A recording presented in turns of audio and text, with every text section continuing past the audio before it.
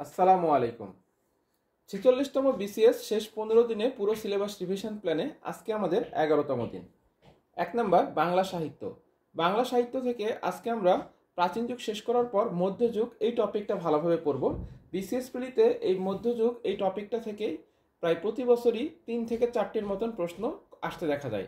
আমরা এই টপিকটি শেষ করলে পরীক্ষায় 3 থেকে 4 মার্কস কমন পেয়ে যেতে পারি। 2 নাম্বার বাংলা ব্যাকরণ। বাংলা ব্যাকরণ থেকে আমরা আজকে যে টপিকগুলো পড়বো এর মধ্যে রয়েছে পদ, উপসর্গ এবং নত্ব ও সত্য বিধান। এই টপিকগুলো ভালোভাবে পড়লে আমরা বিসিএস প্রিলিতে এখান থেকে 1 থেকে 2 মার্কসের মতন প্রশ্ন কমন পেয়ে যেতে পারি। 3 নাম্বার ইংরেজি সাহিত্য। আজকে যে টপিকগুলো ইংরেজি সাহিত্য থেকে আমরা পড়বো এর মধ্যে রয়েছে লেখকদের টাইটেল, লেখকরা কে কোন দেশের, কান্ট্রি, ক্যারেক্টার্স, ইংরেজি সাহিত্যের বিখ্যাত যে চরিত্রগুলো রয়েছে এবং হোমোনিমাস রাইটিংস অর্থাৎ সেম নেম কনফিউশন যেগুলো হয়, একই নামের সাহিত্যকর্মের যত মিল অমিল আছে, এই টপিকগুলো থেকে দেখা যায় বিসিএস প্রিলিতে প্রায় সময় 2 থেকে 3 মার্কস বা তারও বেশি প্রশ্ন চলে আসে।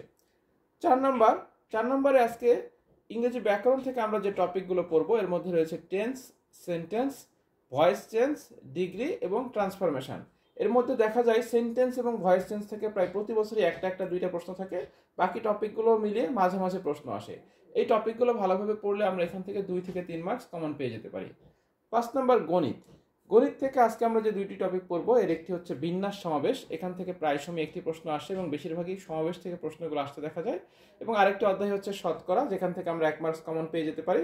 না পেলেও দেখা যাবে অন্যান্য বিভিন্ন অংশ সমাধান করতে শতকরার জ্ঞানটা আমাদের প্রয়োজন হয়। এই দুইটি টপিক পড়লে আমরা বিসিএস প্রিলিতে 1 থেকে 2 মার্কসের মতন প্রশ্ন কমন পেতে পারি।